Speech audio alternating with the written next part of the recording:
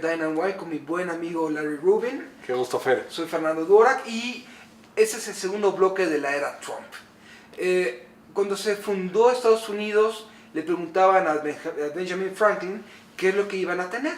Y él dijo, una república si la sabemos conservar. Y obviamente, a lo largo de 2 siglos de continuidad institucional impresionante, de muy escasas reformas a la Constitución en sí misma, estamos hablando de un momento en donde hay un reto a las instituciones. Hay analistas como George Friedman, ex CEO de Stafford, que habla que Estados Unidos corre el riesgo de entrar en una etapa imperial, es decir, tiene tantos compromisos, tiene tantas estructuras, que puede perderse la república. Y aquí es un momento también en el que todas las democracias llegan en ciertos puntos. Cómo replantear y cómo actualizar las instituciones si queremos conservar una democracia. Y para mí es cosa de hablar un poco del sistema electoral, es decir, las reglas electorales de Estados Unidos son altamente centralizadas, el financiamiento privado prevalece y tampoco existe una autoridad que genere distritos uniformes. Y está el fenómeno, como se le conoce, de gerrymandering, es decir, realizar distritos electorales a modo para sobrerepresentar o subrepresentar grupos sociales. Tenemos una serie de reglas que llevan 200 años sin revisarse y creo que la era Trump va a servir para cómo adaptar a Estados Unidos en nuevo entorno si deseamos conservar una república, como diría Franklin. ¿Qué opinas de eso, David? Sí, muy buen punto, Fer. Yo creo que una parte esencial y parte del debate va a ser, y particularmente en el tema de la elección legislativa y obviamente ejecutiva, es el tema del voto electoral versus el voto popular, ¿no?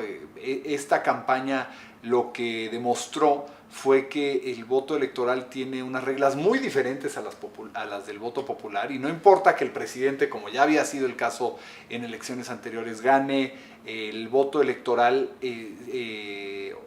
o que gane el voto popular, lo importante aquí es que gane el electoral, ¿no? Entonces, el que gane ese número de electorales, pues es el que se lleva el premio grande, ¿no? Y si ya lo empezamos a ver a detalle, la gran diferencia del voto electoral, pues particularmente para las votaciones presidenciables, pues se las llevan estados muy clave como son Ohio, Pensilvania, Michigan y Florida, ¿no? Esos son como los 4 estados clave que si el presidente o los candidatos logran amarrar, pues pueden llevarse la elección, ¿no? Entonces, básicamente se empieza a traducir que lo que se escuche de estos 4 estados, pues debe ser la política del candidato para ganar la presidencia, ¿no? Y ahí es donde vimos a Donald Trump con mucha fuerza, porque en estos 4 estados que se ha perdido mucho trabajo, digamos, industrial a otros países,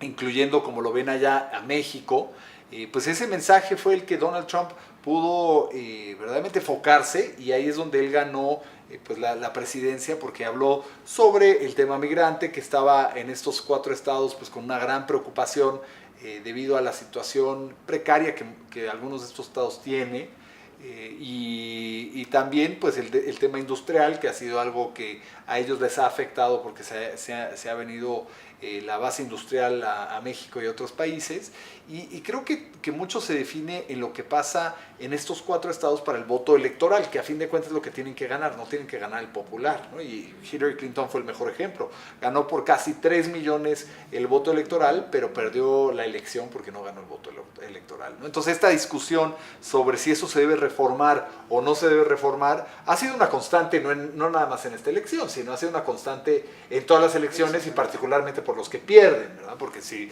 pierden, pues naturalmente quieren reformarlo, pero no se discute hasta cuando lo pierden, ¿no? Entonces creo que veremos en los próximos meses pues qué iniciativas existen. Claro que pronto habrá, pronto en menos de 2 años habrá elecciones legislativas nuevamente, lo que llaman los midterms, y ahí también se verá pues qué tan efectivo ha sido el presidente Trump, y si la población le da un cheque en blanco o penaliza metiendo el legislativo con mayor fuerza del demócrata, ¿no? Exacto, y entonces está el tema del financiamiento. ¿Qué tantos límites podría haber? ¿Qué tanto está en la mesa sobre dar alguna especie de ingreso externo público, por ejemplo, como se hace aquí en México, aunque yo sería más favorable a un 50-50, qué esquemas de transparencia y financiamiento puede haber. Obama en su momento ganó con una transparencia en cuanto a financiamiento de grassroots. Entonces, ¿cómo está el tema de generar una élite más competitiva para que pueda haber mayor, para que puedan pasar personas con más apoyo popular o más competitivos?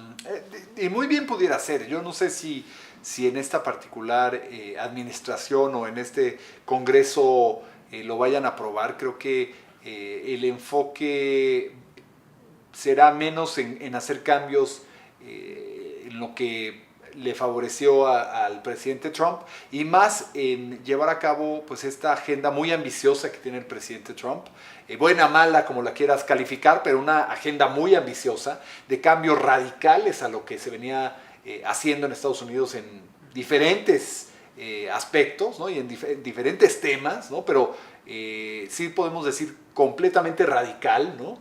Entonces creo que esa va a ser la agenda que va a empujar hacia el legislativo y que le va a dar esa pauta legislativa para estarse enfocando en esas reformas importantes, ¿no? Entonces creo que veremos qué tan fuerte Chuck Schumer, Nancy Pelosi, estos líderes demócratas van a poder hacer presión, aunque son minoría, pues para llevar a cabo en la agenda nacional puntos de interés del partido. Creo que de hecho hay un libro muy interesante de Robert Dahl, fue autor de La Poliarquía, uno de los grandes textos de ciencia política de mediados de siglo, que se llama ¿Qué tan democrática es la Constitución de Estados Unidos? Y obviamente muchos temas que habría que comenzar a pensar, por ejemplo, la representación de 2 senadores por cada estado, que fue el convenio de Connecticut, cuando muchos estados o muchos países tienen una representación desigual de los estados según base poblacional, como es el caso del Bundesrat en Alemania. Pero aquí hay muchos puntos que si no comienza, que consideraría que sería conveniente tratar para adaptar y poner al día a las instituciones norteamericanas. Y pienso que ese sería un tema muy importante para comenzar a poner sobre la mesa, en realidad para mantener una democracia en sí misma. Y bueno, pues con eso nos despedimos con el segundo bloque. Te agradezco mucho, Larry, como siempre. Al contrario, y es un gran placer trabajar contigo.